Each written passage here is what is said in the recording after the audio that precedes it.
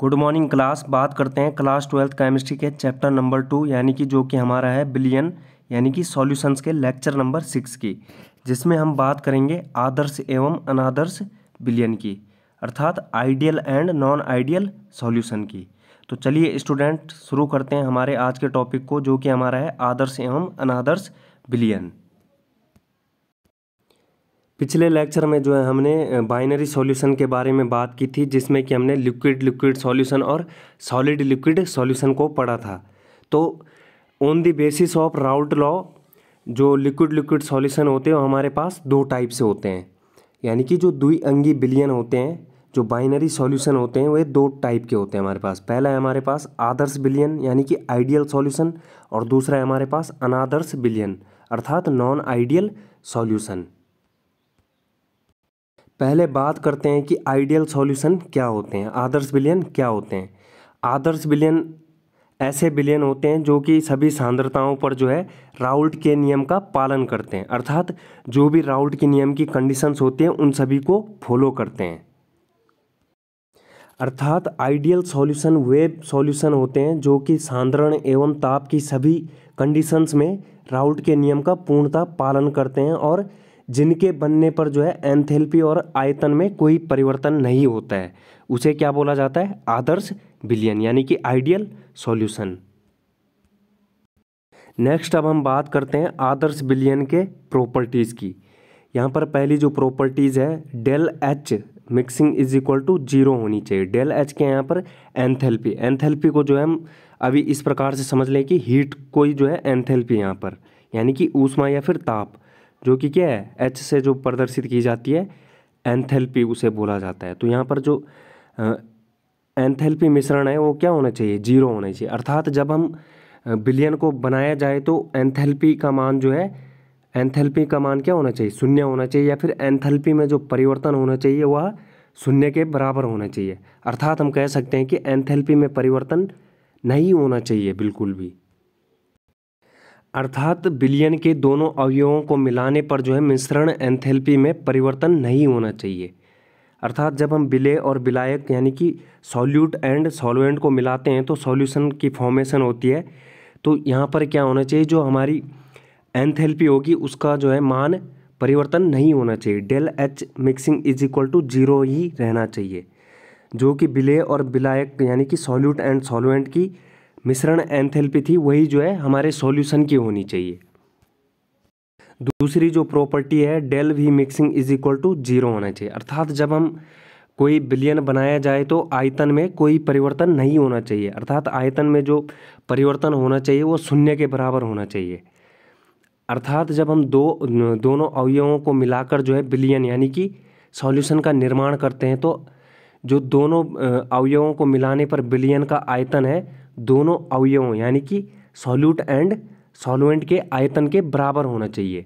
जो सॉल्यूशन का आयतन होगा वह हमारे सॉल्यूट प्लस सॉल्वेंट के आयतन के बराबर होना चाहिए, तभी जाके जो है ये परिवर्तन किसके बराबर होगा, 0 के बराबर। यानी कि आयतन मिश्रण में परिवर्तन जो होना चाहिए वह 0 के बराबर होना चाहिए, अर्थात परिवर्तन नहीं होना चाहिए। 0 का मतलब कुछ भी परिवर्तन नहीं होना चाहिए। एग्जाम्पल के लिए एन हेक्सेन और एन हेप्टेन का मिश्रण। दूसरा यहाँ पर है ब्रोमो एथेन और क्लोरो एथेन का मिश्रण।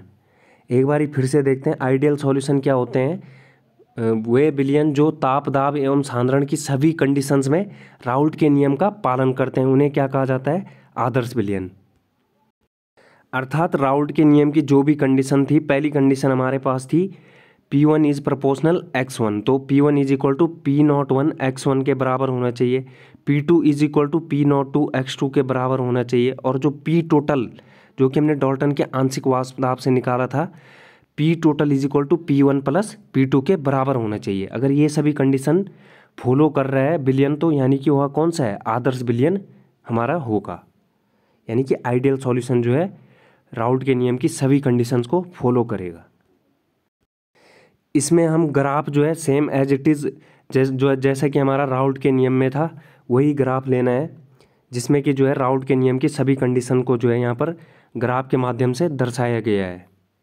नेक्स्ट अब हम बात करते हैं अनादर्श बिलियन की, यानी कि नॉन आइडियल सॉल्यूशन। ऐसा विलयन जो सभी सांद्रताओं पर राउल्ट के नियम का पालन नहीं करता है, जो भी जो है राउल्ट के नियम की कंडीशंस है उनको फॉलो नहीं करता है, उसे क्या बोला जाता है? अनादर्श विलयन या फिर नॉन आइडियल सॉल्यूशन। अर्थात वे विलयन जो ताप, दाब एवं सांद्रण की सभी कंडीशंस में जो है राउल्ट के नियम का पालन नहीं करते हैं, उन्हें क्या कहा जाता है? अनादर्श विलयन। और साथ ही जो है जिनके बनने पर, जिन विलयनों के बनने पर, जिन सॉल्यूशंस के बनने पर एंथैल्पी और आयतन यानी कि एंथैल्पी एंड वॉल्यूम दोनों में परिवर्तन होता है, वे सभी जो है अनादर्श विलयन कहलाते हैं। अनादर्श विलयन के अनादर्श विलयन के प्रॉपर्टीज देखते हैं यहाँ पर। पहली जो है डेल एच मिक्सिंग जो है 0 के बराबर नहीं होनी चाहिए, यानी कि del H mixing is not equal to 0। और जो दूसरी है del V mixing is not equal to 0। जो पहली हमारे पास कंडीशन है del H mixing is not equal to 0 का मतलब है कि जब विलयन को बनाया जाए तो एंथैल्पी में परिवर्तन होना चाहिए, कुछ ना कुछ परिवर्तन होना चाहिए, या फिर पॉजिटिव में हो या फिर नेगेटिव में हो। और del V mixing is not equal to 0 का मतलब है कि जब विलयन को बनाया जाए तो आयतन में परिवर्तन हो, वह चाहे नेगेटिव में हो चाहे पॉजिटिव में हो। अर्थात मिश्रण एंथैल्पी का मान शून्य नहीं होता है और मिश्रण आयतन का मान भी शून्य नहीं होता है। एग्जाम्पल के लिए यहाँ पर जो है एथेनॉल और एसीटोन का मिश्रण, और दूसरा एग्जाम्पल यहाँ पर है फिनॉल और एनिलीन का मिश्रण। अनादर्श विलयन वे विलयन जो क्या है सभी सांद्रताओं पर राउल्ट के नियम का पालन नहीं करते हैं, उन्हें क्या बोला जाता है? Non ideal solution.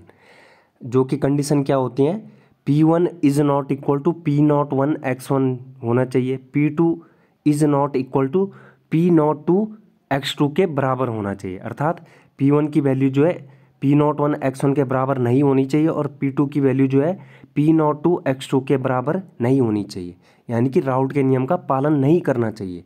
जो भी राउल्ट के नियम की कंडीशंस हैं वे सभी जो है फॉलो नहीं करता है जो विलयन, उसे अनादर्श विलयन कहा जाता है। नेक्स्ट अब हम नॉन आइडियल सॉल्यूशंस के टाइप की बात करते हैं, अनादर्श विलयनों के प्रकार। पहला जो टाइप हमारा है धनात्मक विचलन प्रदर्शित करने वाले अनादर्श विलयन, यानी कि पॉजिटिव डेविएशन दर्शाने वाले जो भी विलयन है उनकी बात करेंगे। और जो दूसरा टाइप है ऋणात्मक विचलन यानी कि नेगेटिव डेविएशन प्रदर्शित करने वाले अनादर्श विलयन। धनात्मक विचलन प्रदर्शित करने वाले अनादर्श विलयन वे विलयन होते हैं जिनका वाष्प दाब जो है राउल्ट के नियम द्वारा प्राप्त किए गए वाष्प दाब से अधिक होता है। अर्थात वे विलयन जिनका वाष्प दाब राउल्ट के नियम द्वारा निर्धारित किए गए वाष्प दाब से वेपर प्रेशर से अधिक होता है। और जो कंडीशन होती है यानी कि जो राउल्ट के नियम के द्वारा निर्धारित किया गया वाष्प दाब है उससे अधिक जो वाष्प दाब होगा उसे जो है धनात्मक विचलन प्रदर्शित करने वाले अनादर्श विलयन कहा जाता है। यानी कि P1 is greater than P01 x1 और P2 is greater than P02 x2 होना चाहिए। दूसरी कंडीशन क्या है धनात्मक विचलन के लिए? डेल एच मिक्सिंग का जो मान होना चाहिए वो पॉजिटिव होना चाहिए, यानी कि 0 से ज़्यादा होना चाहिए, जो कि क्या है ऊष्मा शोषी अभिक्रिया यानी कि ऊष्मा को शोषित करता है, एंडोथर्मिक रिएक्शन जो है प्रदर्शित करती है। अर्थात जब भी विलयन बनता है तो उस प्रक्रम में क्या होता है ऊष्मा का शोषण होता है, एंडोथर्मिक प्रोसेस वहाँ पर होती है। और जो तीसरी कंडीशन है डेल वी मिक्सिंग का मान जो है पॉजिटिव होना चाहिए, यानी कि मिश्रण एंथैल्पी का मान भी पॉजिटिव होना चाहिए और मिश्रण आयतन का मान भी पॉजिटिव होना चाहिए। एग्जाम्पल यहाँ पर दिए गए हैं एथेनॉल और एसीटोन का मिश्रण। दूसरा एग्जाम्पल है कार्बन डाइसल्फाइड व एसीटोन का मिश्रण।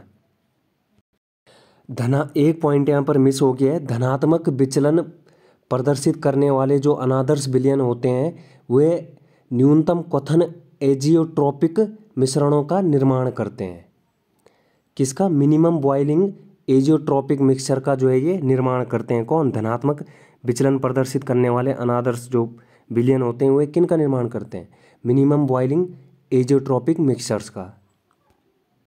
यहाँ पर टर्म आया कि एजियोट्रोपिक मिश्रण यानी कि एजियोट्रोपिक मिक्सचर या फिर स्थिर ख्वाती जो मिश्रण हिंदी में बोला जाता है। तो ये क्या होता है? वे मिक्सचर जो क्या है कंप्लीटली मिसिबल होते हैं और बिना अपने संगठन में परिवर्तित होते हुए जो है क्या हो जाते हैं, आश्वित हो जाते हैं। आश्वित होने का मतलब है कि वाष्पन और संघनन की प्रक्रिया जो है एक साथ होना, अर्थात वेपराइजेशन और कंडेंसेशन की प्रोसेस जो है एक साथ होती है। अर्थात एजियोट्रॉपिक मिक्सचर क्या होते हैं, वे मिक्सचर जो कंप्लीटली मिसिबल होते हैं, मिश्रणीय होते हैं और बिना संगठन में परिवर्तित होते हुए आश्रित होते हैं एवं नियत ताप पर, निश्चित ताप पर, निश्चित टेम्परेचर पर जो है क्या होते हैं, उबलते हैं। उन्हें क्या बोला जाता है, स्थिर क्वाथी मिश्रण बोला जाता है या फिर एजियोट्रॉपिक मिश्रण कहा जाता है।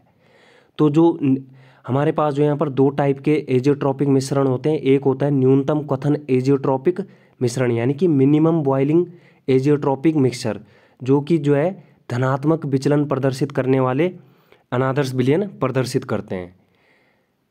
इनमें क्या होता है, इनमें विलयन का वाष्प दाब जो है संबंधित आदर्श यानी कि जो आइडियल सॉल्यूशन के वाष्प दाब से अधिक होता है और इन सॉल्यूशंस के जो बॉइलिंग पॉइंट होते हैं वो क्या होते हैं, लो होते हैं। इसीलिए जो है इन्हें न्यूनतम क्वथन यानी कि मिनिमम बॉइलिंग एजियोट्रॉपिक मिक्सचर बोला जाता है। अर्थात हम कंक्लूजन निकाल सकते हैं कि जो धनात्मक विचलन प्रदर्शित करने वाले नॉन आइडियल सॉल्यूशन होते हैं उनके जो बॉइलिंग पॉइंट होते हैं वो वेरी लो होते हैं और जो उनके वेपर प्रेशर होते हैं वो क्या होते हैं, अधिक होते हैं। नेक्स्ट हम धनात्मक विचलन का जो ग्राफ है यहाँ पर देखते हैं। जो ये डॉट डॉट लाइन में दिखाया गया है वो जो है राउट के नियम द्वारा निर्धारित किया गया वाष्प दाब है और जो पैराबोलिक फॉर्म में जो है कर्व वक्र के तौर पर दिखाया गया है वो क्या है, जो विलयन का वाष्प दाब है जो अधिक धनात्मक विचलन को जो प्रदर्शित कर रहा है।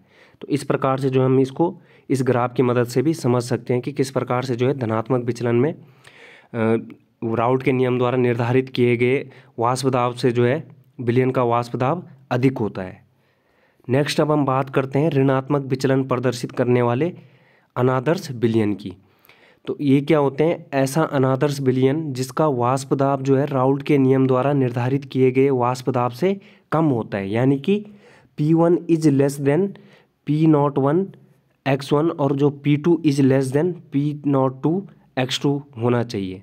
इसमें क्या होता है, जब विलय यानी कि सॉल्यूट और सॉल्वेंट मिलकर के जो है सॉल्यूशन की फॉर्मेशन करते हैं तो उसमें क्या होता है, जो विलयन बनने की प्रोसेस होती है, यदि उसमें जो है क्या होती है ऊष्मा निकलती है, यानी कि जो डेल एच मिक्सिंग है वो नेगेटिव होता है उसका मान, यानी कि 0 से कम होता है, 0 से कम होता है नेगेटिव में।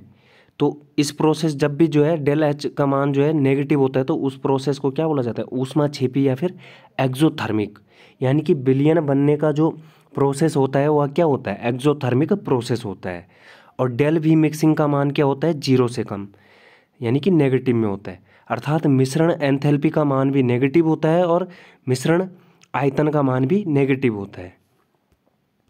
नेगेटिव डेविएशन दर्शाने वाले जो अनादर्श यानी कि नॉन आइडियल सॉल्यूशन होते हैं वे जो है उच्च तापीय समक्वाथी यानी कि उच्च तापीय स्थिर क्वाथी विलयन का निर्माण करते हैं, यानी कि मैक्सिमम बॉइलिंग एजियोट्रॉपिक मिक्सचर को जो है ये फॉर्म करते हैं। अभी हमने जो है बात की थी कि एजियोट्रॉपिक मिक्सचर क्या होते हैं, वे मिक्सचर जो कम्प्लीटली मिसिबल होते हैं और बिना संगठन में परिवर्तित होते हुए आश्रित हो जाते हैं और जो है अपने एक डेफिनेट टेम्परेचर पर जो है उबलते हैं, उन्हें क्या बोला जाता है, एजियोट्रॉपिक मिक्सचर। तो एजियोट्रॉपिक मिक्सचर मैंने दो टाइप से बताए थे आपको, एक जो होगा मिनिमम बॉइलिंग पॉइंट वाले एजियोट्रॉपिक मिक्सचर होंगे और एक क्या होगा मैक्सिमम बॉइलिंग पॉइंट वाले एजियोट्रॉपिक मिक्सचर होंगे। तो जो धनात्मक विचलन प्रदर्शित करने वाले अनादर्श विलयन होंगे वो जो है मिनिमम बॉइलिंग पॉइंट वाले एजियोट्रॉपिक मिक्सचर का फॉर्मेशन करते हैं और जो नेगेटिव डेविएशन वाले अनादर्श यानी कि नॉन आइडियल सॉल्यूशन होते हैं वे क्या करते हैं, मैक्सिमम बॉइलिंग पॉइंट वाले एजियोट्रॉपिक मिक्सचर का फॉर्मेशन करते हैं। यानी कि यहाँ पर जो ऋणात्मक विचलन प्रदर्शित करने वाले अनादर्श विलयन होते हैं इनमें क्या होता है, क्वथनांक उच्च होता है और जो वाष्प दाब होता है वह कम होता है। अर्थात धनात्मक विचलन में जो है बॉइलिंग पॉइंट कम और ऋणात्मक विचलन में बॉइलिंग पॉइंट अधिक, और धनात्मक विचलन में वाष्प दाब जो है उच्च होता है और ऋणात्मक विचलन में वाष्प दाब कम होता है। नेक्स्ट हम बात करते हैं इसके ग्राफ की। यहाँ पर जो है ग्राफ की मदद से भी हम समझ सकते हैं कि किस प्रकार से जो है ऋणात्मक विचलन प्रदर्शित करने वाले अनादर्स विलयन को समझा जा सकता है। तो यहाँ पर जो ये डॉट डॉट लाइन में है, यह राउल्ट के नियम द्वारा गणना की गई वाष्प दाबों को प्रदर्शित कर रहा है, और जो उस लाइन से जो है यहाँ पर पैराबोलिक कर्व जो शो हो रहा है उसको जो है यहाँ पर क्या है, ऋणात्मक विचलन को जो है प्रदर्शित कर रहे हैं। यानी कि राउल्ट के नियम द्वारा निर्धारित किए गए वाष्प दाब से जो है यहाँ पर विलयन का वाष्प दाब है, अर्थात विलयन का वाष्प दाब जो है राउल्ट के नियम द्वारा निर्धारित किए गए वाष्प दाब से यहाँ पर कम है।